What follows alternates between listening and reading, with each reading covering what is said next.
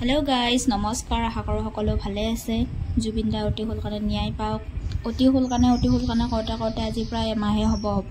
কিন্তু এতিয়ালৈ একো ন্যায় পোৱাৰ আশাই নাই তথাপিও ভগৱানৰ ওচৰত প্ৰাৰ্থনা জনাইছো তেওঁ যাতে ন্যায় পায় এয়া গধূলিকৈ এবাৰ ফুৰিবলৈ আহিছিলো এয়া আমাৰ ৰেল গেট আছে তো সেইকাৰণে ৰেল গেটত ৰখিব লাগে তাতে আকৌ দুখনকৈ আহিছে ৰেল সেইকাৰণে বেছিকৈ ৰখিব লাগিল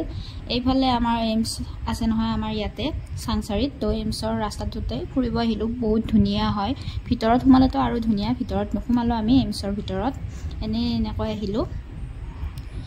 আৰু এয়া হৈছে আজিৰ ভিডিঅ'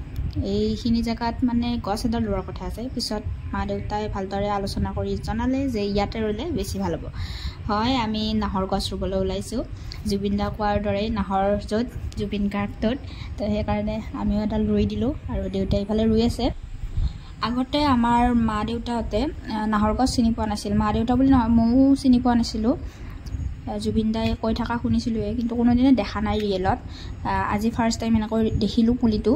ডাঙৰ হোৱা দেখা নাই ফটোত তথাপিতো চালো কেনেকুৱা হয় দেউতাও দেখিলে তো দেউতাই ক'লে যে মানে পদুলিমুখত ৰুলে বেছি ভাল লাগিব ফুল ফুলিলে ভাল দেখা হ'ব তো সেইটো কাৰণত আগৰ ফালে ৰুই দিলে এতিয়া আপোনালোকে ঘৰ দেখিছে মানে টিং সিং বেৰা দি আছে এনেকৈ কিন্তু পিছত মানে এই ঘৰটো ভঙা যাব পিছত মানে খুব বেছি 3 মাহ 4 মাহ পিছত যাবই মানে ভঙা তো সেইটো কাৰণত এইখিনি জায়গাতে ৰুই দিছে যাতে পিছত আৰু উঠাব নালাগে সেইটো হিচাপত